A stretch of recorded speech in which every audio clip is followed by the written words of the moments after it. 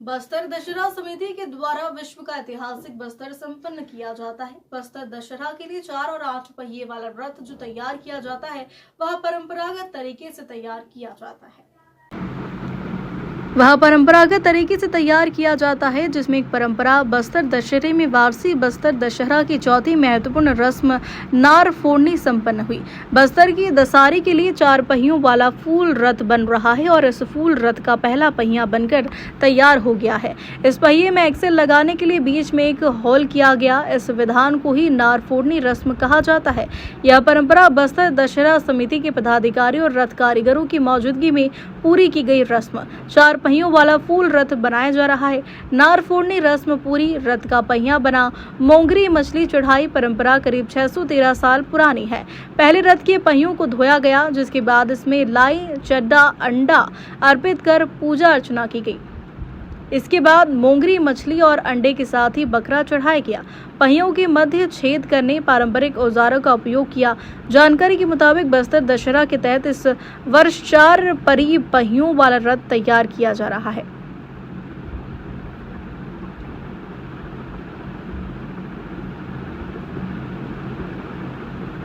यह रथ पर्व के दौरान 6 दिनों तक फूल रथ के नाम से मावली माता मंदिर की परिक्रमा करेगा। बस्तर दशहरा 60 साल से बंद परंपरा फिर शुरू होगी। रथारूढ़ होंगे कमलचंद्र। दशहरा 60 साल से बंद परंपरा शुरू होगी और रथारूढ़ कमलचंद होंगे। बस्तर की इस परंपरा शुरू करने के लिए बस्तर के मंझियों ने प्रस्ताव किया। बस्तर दशहरा में इस बार लोगों को एक बार फिर से 60 साल पुरानी परंपरा देखने को मिल सकती है। इस बार बस्तर दशहरा में चलने वाले रथ पर माई दंतेश्वरी के छत्र के साथ पूर्व बस्तर महाराजा कमलचंद्र भंजदेव सवार हो सकते हैं। इससे पहले वर्ष 1961 से लेकर प्रवीर चंद्र भंजदेव माई दंतेश्वरी के छत्र को ककनीन एवं महाराजा लेकर रथ पर सवार होते हैं। उनके साथ प्रधान पुजारी भी मौजूद रहते थे। 1965 में उनकी हत्या के बाद पूर्व बस्तर राज परिवार का कोई भी सदस्य बस्तर दशहरा के दौरान भाई के छत्र के साथ रथ में सवार नहीं हुआ। इस परंपरा को प्रधान पुजारी ही आगे बढ़ा रहे हैं। चूंकि पूर्व महाराज कमलचंद्र शादीशुदा है, अब यह परंपरा राजा द्वारा आयोजित की जाएगी। बस्तर राज परिवार के सदस्य कमलचंद्र भंजदेव ने बस्तर दशहरा की इस परंपरा को लेकर क्या कहा, आप भी सुनिए। बाद से आप माई दंतेश्वरी के प्रथम पुजारी हो जाते हो, माटी पुजारी हो जाते हो। इसका अर्थ यह है कि माँ का सब काम मेरे को करना है।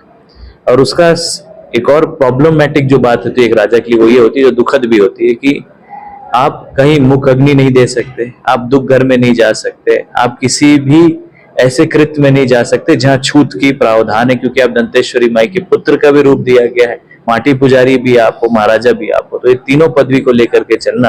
और डेमोक्रेटिक सेटअप में हम माई दंतेश्वरी के पुजारी ही पहले रहे।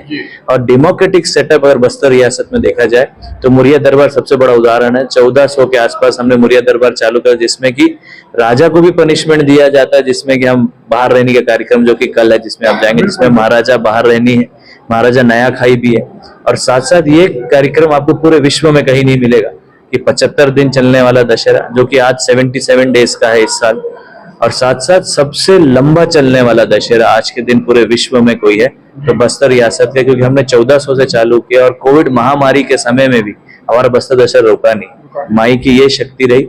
और सबसे महत्वपूर्ण ये है कि जोगी महापात्र जी हमारे सीनियर भी रहे, बुजुर्ग भी हैं, मार्गदर्शक भी रहे, पुराने हैं।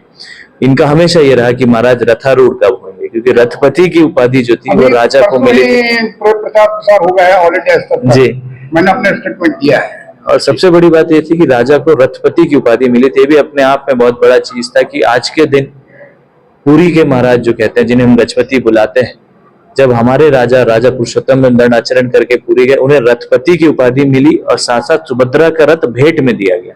तो हम माँ सुभद्रा के रथ की पूजा करते हैं और राजा को रथारूढ़ करते हैं, क्योंकि उनको वरदान स्वयं जगन्नाथ प्रभु ने उनको दिया कि तुम मेरी बहन की रथ को लेके जाओ, तुम रथारूढ़ होगे।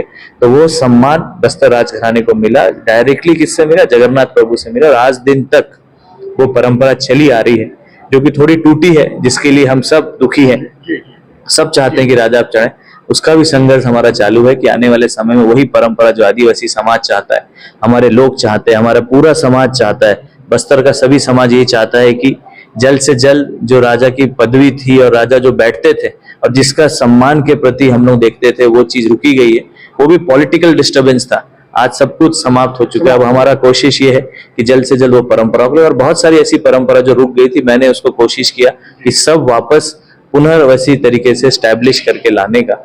और ये बहुत महत्वपूर्ण भी है कि माटी पुजारी हैसियत के नाते एक और है कि बस्तर ही ऐसी रियासत है जिसमें नहीं, मेरा एक प्रश्न है यहाँ पर आपसे छोटा सा कि देखिए, माटी पुजारी और रथ एक दूसरे के पूरक हैं। तो यदि माटी पुजारी रथ के ऊपर छत्र लेकर नहीं चढ़ता है, तो ऐसे रथ का चढ़ना या ऐसे रथ का नहीं चढ़ना, आप इसको क्या समझते हैं?